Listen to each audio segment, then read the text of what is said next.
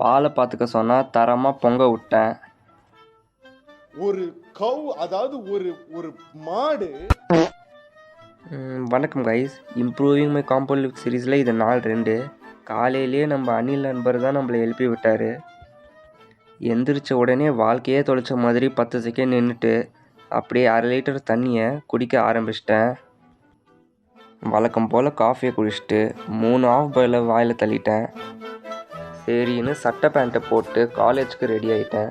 கீழே போய் வண்டியை துடைச்சிட்டு காடியை பெருத்தின்னு காலேஜுக்கு போயிட்டேன். கிளாஸுக்கு போய் பார்த்தா நம்ம தலைவன் முட்டையை வெறித்தனமாக முழுங்கிட்டு இருந்தான்.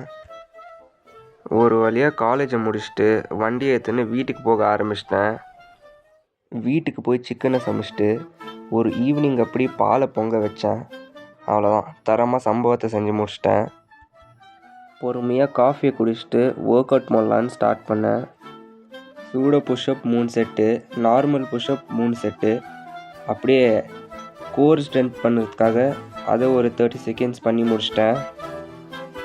அப்புறம் வே ப்ரோட்டீன் ஒரு ஸ்கூப்பை குழுக்களை போட்டு இன்றைக்கி நாளை முடிச்சுக்கினேன். நாளைக்கு பார்க்கலாம், பாய்.